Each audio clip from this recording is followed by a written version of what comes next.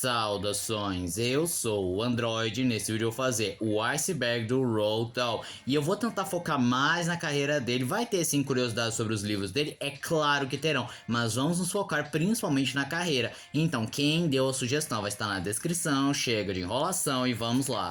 Camada 1.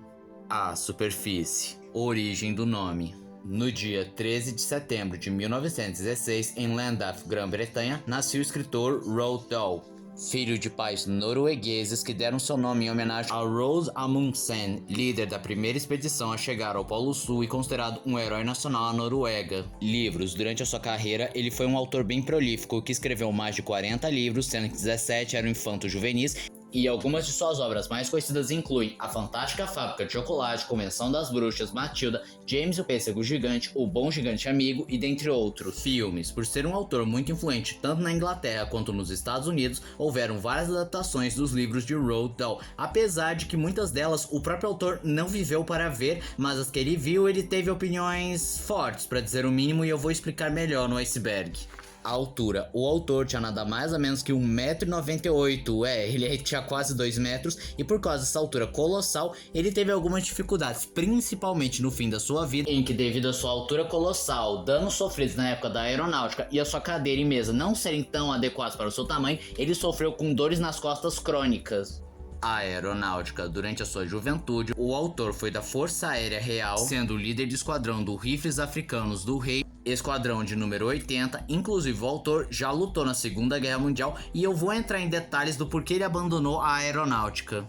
A Fantástica Fábrica de Chocolate é baseado na vida do autor, mais ou menos, porque quando ele era criança e estudava no Hampton, havia uma doceria chamada Cadbury que ocasionalmente mandava caixas dos seus novos produtos para os alunos experimentarem, e o próprio Roald dizia que um dia ele inventaria um chocolate inovador que seria o terror do Cadbury, e anos depois ele pegou esse sonho de infância e converteu no livro A Fantástica Fábrica de Chocolate, ou Charlie a Fantástica Fábrica de Chocolate no original. Camada 2. Águas rasas. Quentin Blake é um cartunista, caricaturista, ilustrador e escritor britânico que escreveu e ilustrou mais de 300 livros, mas ele é mais conhecido como o principal ilustrador dos livros de Roald Dahl, sendo que ele ilustrou cerca de 18 livros do autor. Bad Feelings Oompa Loompa é uma música do Jaguar Twin, que durante a música ele faz menção aos Oompa Loompas, personagens icônicos de A Fantástica Fábrica de Chocolate, livro de Roald Dahl.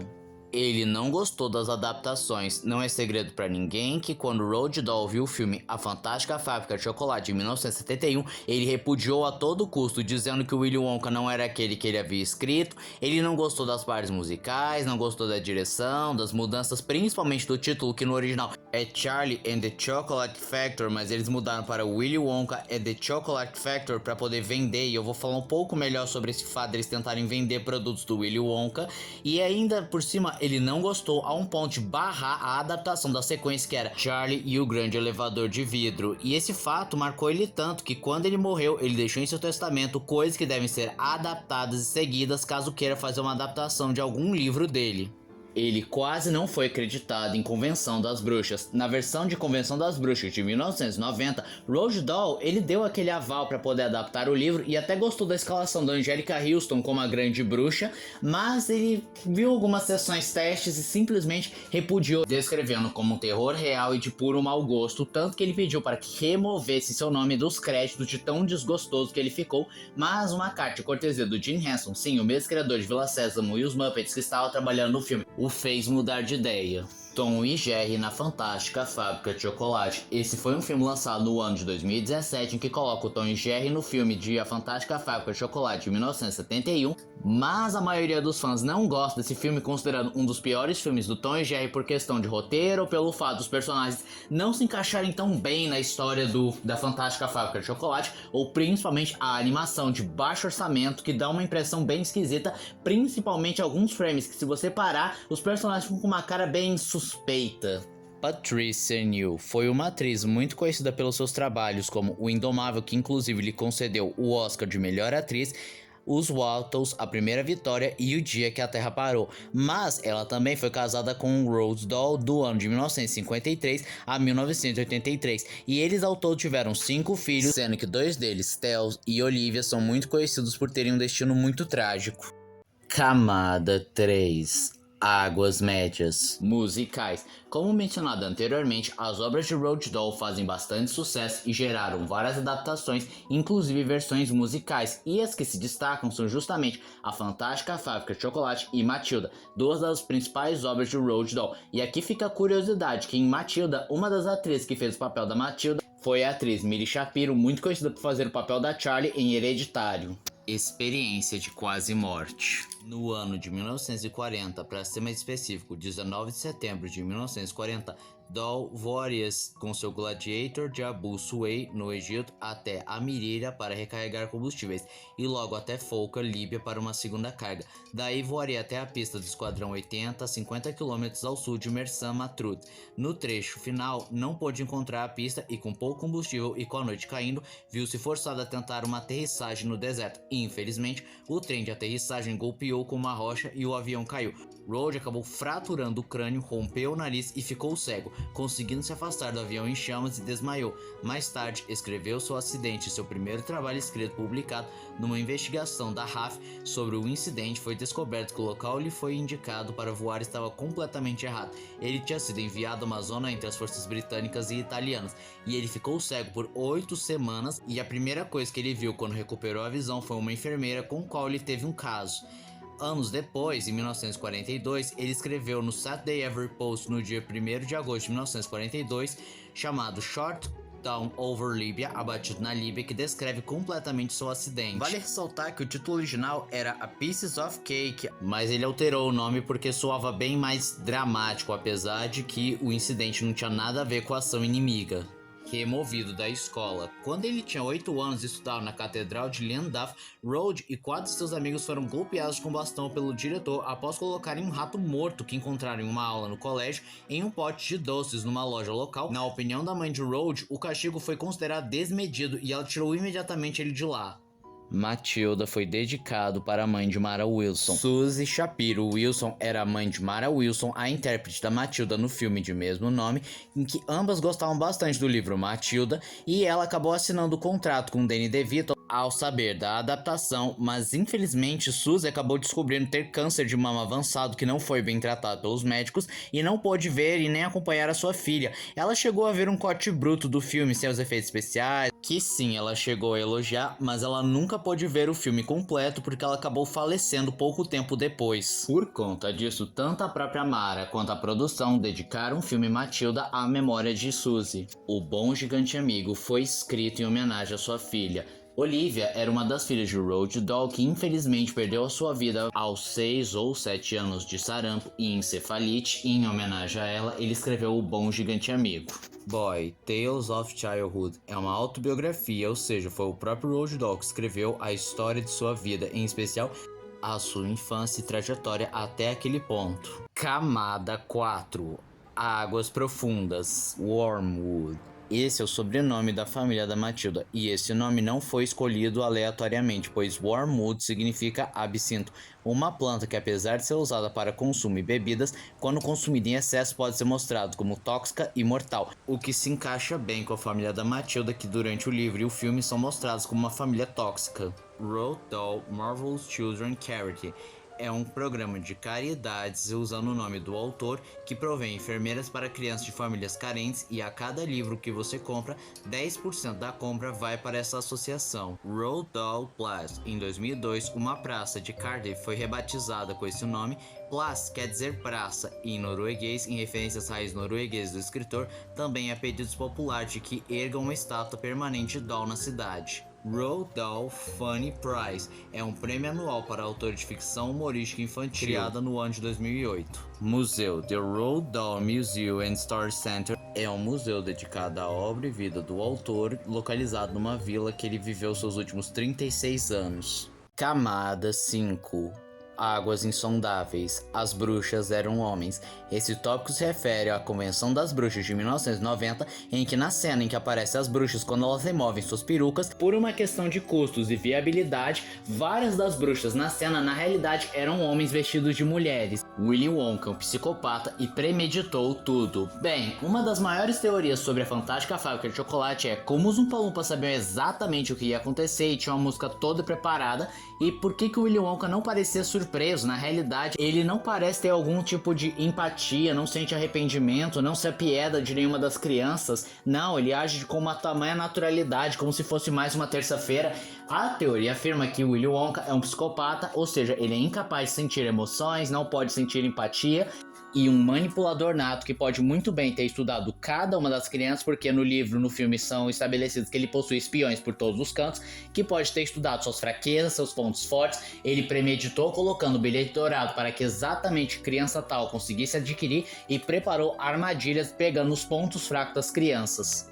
Theo e a invenção do WDT. Theo foi um dos filhos que Roald Dahl teve com Patricia Neal. Quando a família viajava para Nova York com apenas 4 meses, Theo sofreu um acidente com um táxi se chocando diretamente com seu carrinho de bebê, o que lhe causou sequelas permanentes, tanto neurológicas quanto físicas. E durante um tempo, Theo teve hidrocefalia e, como resultado, seu pai se envolveu no desenvolvimento do que ficou conhecido como válvula de Watt-Dalton, ou WDT, um dispositivo para aliviar a condição. E hoje em dia ele não apresenta lá grandes problemas com a hidrocefalia, mas, como eu citei, o mesmo ainda tem bastante sequelas neurológicas e físicas.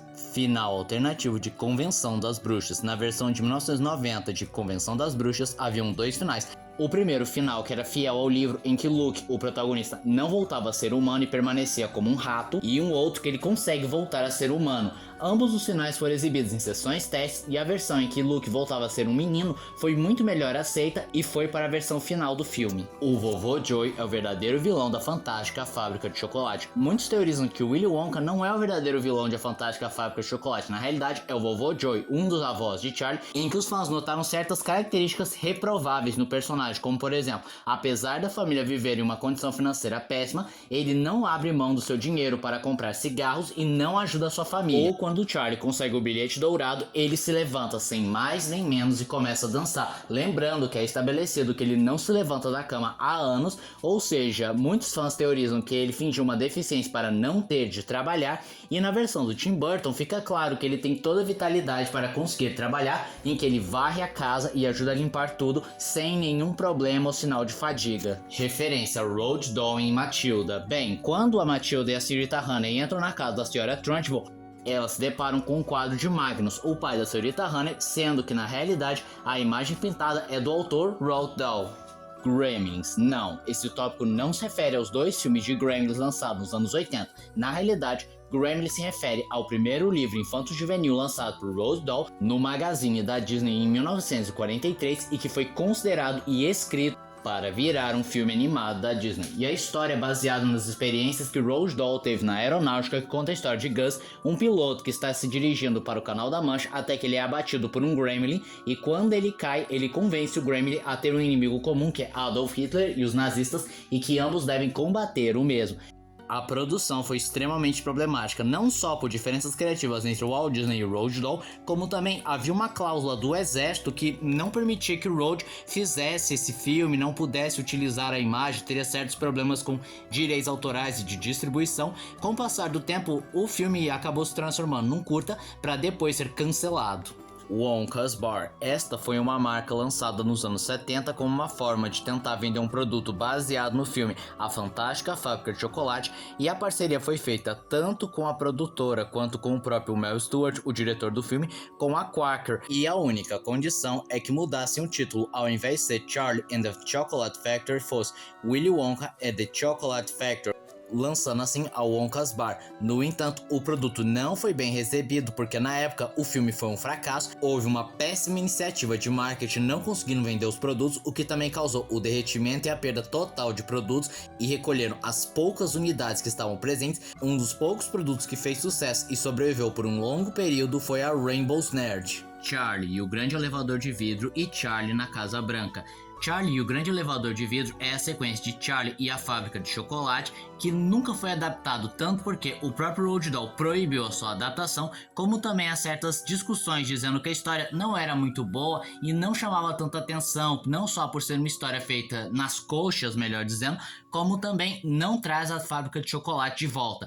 Enquanto Charlie na Casa Branca seria a continuação dos eventos de Charlie e o Grande Elevador de Vidro e a Fantástica Fábrica de Chocolate, em que Roald Dahl apenas escreveu o primeiro capítulo e essa obra foi descontinuada devido ao falecimento do autor, mas o manuscrito está disponível no Museu Roald Dahl. A polêmica de Convenção das Bruxas. A versão de 2020 do filme Convenção das Bruxas teve uma polêmica em que a representação da Rainha Bruxa feita pela Anne Hathaway gerou muita controvérsia porque ela é representada como uma personagem de 3 dedos em cada mão e um único dedo no pé, característica de pessoas que possuem dactilia. E tanto a atriz quanto a produção foram duramente criticados porque crianças com dactilia estavam se sentindo ofendidas, pois estavam sendo vistas como se você tivesse a condição, você é um monstro, você é um vilão, você é do mal, e a própria Anne Hathaway pediu desculpa dizendo que não tinha intenção de ofender os meus e que não via por esse lado.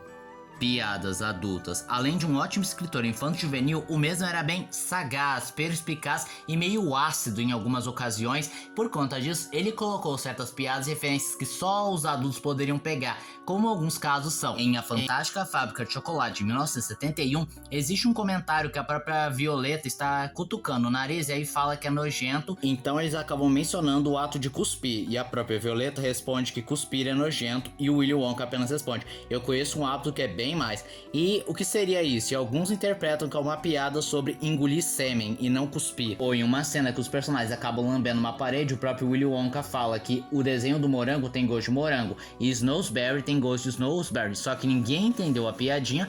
Mas um tempo depois, o autor escreveu um livro chamado Meu Tio Oswald, um livro dedicado ao público adulto, cheio de piadas picantes, não é pra criança definitivamente, em que basicamente menciona que Snowsberry é uma gíria pra pênis. Camada 6. Escuridão total. Charlie imaginou toda a Fantástica Fábrica.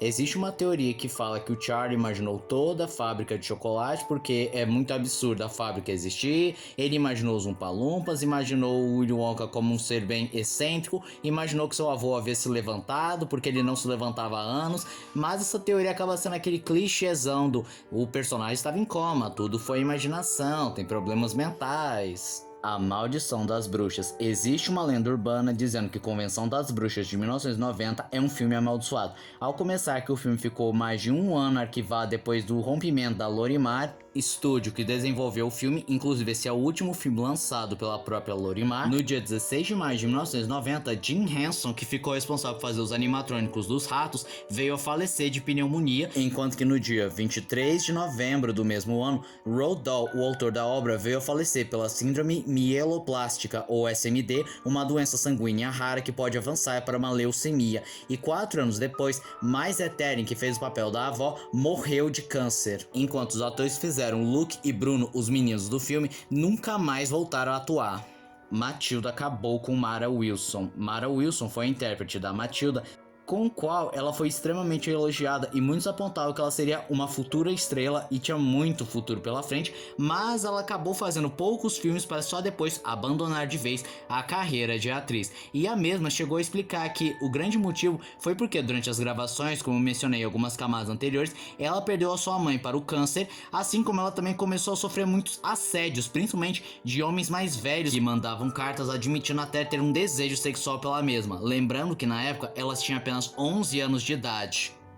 Problemas na Fantástica Fábrica. A versão de 1971 de A Fantástica Fábrica de Chocolate teve seus pesares, como por exemplo, o cenário chegava a feder pra caramba, principalmente aquela que tinha o cenário do Rio de Chocolate, que sim, era chocolate de verdade, eles colocavam uns cremes pra ficar com a textura e a cor perfeita, só que esses cremes ficavam podres muito rápido, o que deixava o cenário fedido, os atores não podiam ficar lá por muito tempo, inclusive muitos dos itens tinham gosto ruim, não só porque tinham produtos que perdiam muito rápido, ou porque tinham um gosto ruim mesmo. O caso mais lembrado é a cena que o Gene Wilder, o nosso Willy Wonka, tinha que comer uma flor que tinha um formato de xícara, só que o gosto era tão ruim que quando veio o corte, ele cuspiu imediatamente a xícara. E as atrizes Denise Wilson e Julie Down também tiveram certos problemas. Denise Dixon era que fazia o papel da Violet Beauregar, em que ela teve que mascar chiclete por 8 semanas e por conta desse hábito, ela acabou desenvolvendo o cárie, porque lembrando que eles gravavam na Alemanha e a Alemanha não tinha chiclete sem açúcar.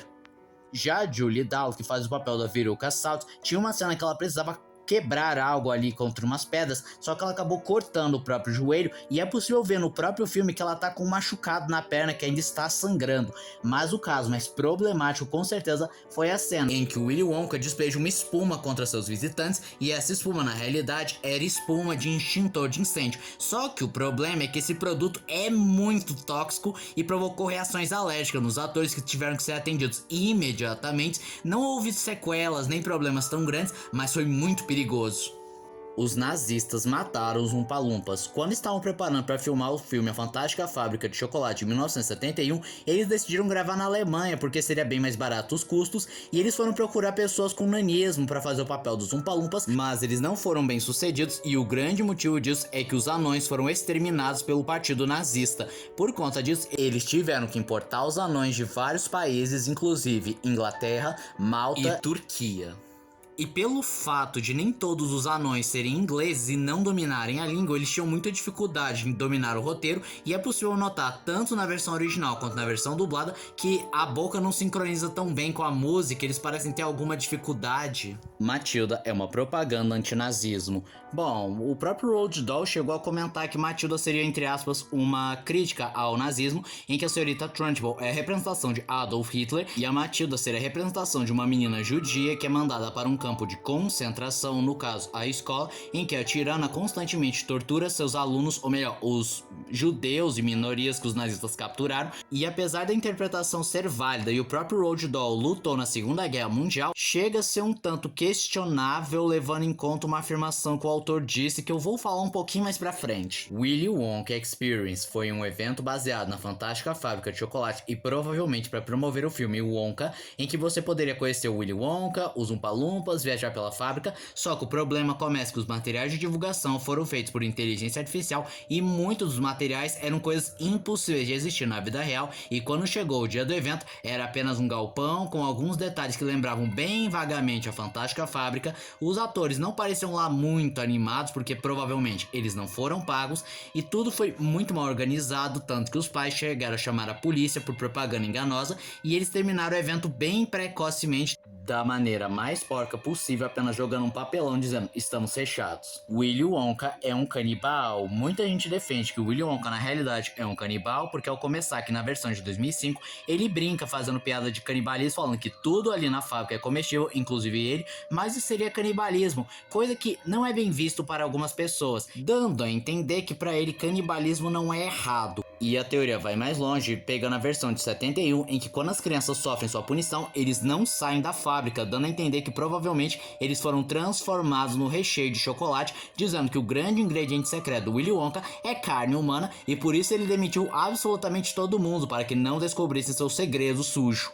Polêmicas. De uns anos pra cá, Roald Dahl acabou sendo visto como um autor racista, xenofóbico e antissemita. Sobre seu antissemitismo, ele dizia ser anti-Israel, já que o mesmo provocou várias chacinas, mortes e falava de um jeito um tanto depreciativo sobre o povo judaico, assim como ele também disse que com o passar dos anos ele se tornou antissemita por ser anti-Israel e deu certas declarações depreciativas quanto falando coisas como uma raça imunda e até mesmo endossando as ações de Hitler, em que ele diz: há um traço no caráter judaico que de fato provoca animosidade. Quero dizer, tem sempre uma razão para ser anti qualquer coisa florar em qualquer lugar. Até um fedido como Hitler não implicava com ele simplesmente sem motivo. Outro caso notório de seu antissemitismo, outro caso que pode ser interpretado como antissemitismo é em Convenção das Bruxas, em que o plano das bruxas lembra bastante a crença do libelo de sangue, que é uma crença da Idade Média que acreditava que os judeus capturavam crianças cristãs para fazer rituais, em que a rainha bruxa tem um monopólio, outro estereótipo judaico, e que em crenças mais ortodoxas as mulheres são proibidas de mostrar suas mãos, pés e até mesmo seus cabelos, e inclusive a grande rainha bruxa tem um grande nariz proeminente, muito semelhante ao estereótipo judeu. Em relação à xenofobia, Roald não era muito simpático em relação a imigrantes vivendo em países, principalmente a Inglaterra,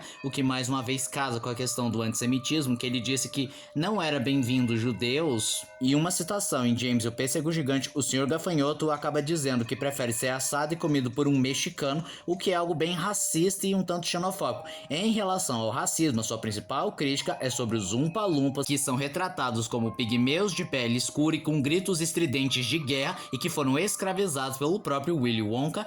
Não é à toa que em algumas reedições acabaram mudando o visual dos Oompa Loompas para algo mais atrativo, sendo que na primeira ilustração era algo extremamente racista, inclusive era blackface.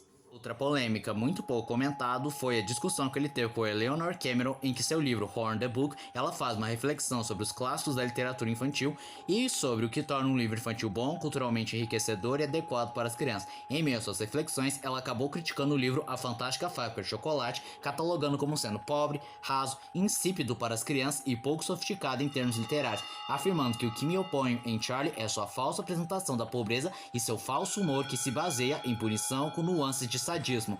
Cameron também criticou a representação dos Oompa Loompas, que são literais representações racistas de escravos. E o próprio Roald acabou dizendo que era algo insensível e monstruoso, afirmando que ela ultrapassou as regras da crítica literária e começa a insinuar coisas desagradáveis sobre a pessoa. E encerrou dizendo que ele era muito melhor para julgar o que era bom, pois ele tinha 5 filhos enquanto ela não tinha nenhum, mas ele não chegou a rebater as críticas sobre os Oompa Loompas. Outra polêmica muito conhecida é que pedagogos e psicólogos infantis desencorajam a leitura de Roald Dahl, considerando uma leitura grosseira, cruel e que por vezes tem uma visão distorcida de bizarro, como por exemplo em Convenção das Bruxas, em que o menino não consegue voltar a ser humano, mas ele não fica chateado em ser um rato, apesar de que um rato vive cerca de 3 ou 4 anos, mas ele vê isso como vantajoso, pois ele poderá morrer junto com a sua avó. E muitos psicólogos apontam que isso é uma afronta a qualquer forma de amadurecimento ou avanço da criança. E em 2023 houve uma reedição dos livros de Roald Dahl, removendo as partes mais problemáticas, mudando coisas como, por exemplo, os Oompa Loompas não sendo chamados de anões e sim pessoas pequenas, ou o Sr. Raposo dizendo monstros cruéis para tratores ao invés de preto. E muitas pessoas consideraram uma censura absurda e desnecessária. Tragédias pessoais. Ao longo do iceberg, vocês puderam notar que o Roald Dahl teve uma vida extremamente difícil, pois ao começar que aos 3 anos ele perdeu a sua irmã Astrid, que tinha apenas 7 anos, para uma apendicite, e poucas semanas depois Harold, o seu pai, acabou morrendo de pneumonia, ou quando ele sofreu aquele acidente quase fatal que fraturou seu crânio e fez ele ficar cego por 8 semanas. Ele também desenvolveu uma dor de coluna a longo prazo que ele apenas sentiu nos seus últimos tempos de vida. Sua filha Olivia faleceu com apenas 6 ou 7 anos de encefalite, sarampo. Seu filho Theo acabou sofrendo um acidente quando tinha apenas 3 meses de vida, em que um táxi se chocou com seu carrinho de bebê. E por um tempo ele desenvolveu hidrocefalia, mas também ficou com várias sequelas neurológicas e físicas pelo resto da sua vida. Sua primeira esposa, Patricia Neal, teve 3 aneurismas cerebrais quando estava grávida de Lucy, a sua 5ª e última filha. E os danos foram tão terríveis que ela demorou para voltar a andar e falar. Ele se divorciou de Patricia depois de um casamento extremamente turbulento, se casando com uma mulher 22 anos mais nova que ele, e veio a falecer devido a uma doença sanguínea rara. E esse foi o vídeo de hoje. Se você gostou do vídeo, se inscreve no canal, compartilhe o vídeo, comente, dê o seu like. Dê sugestões de que vídeos vocês querem ver aqui no canal. Também não esqueçam de ativar as notificações, chave de like, caso gostem dos meus vídeos. Então, tchau.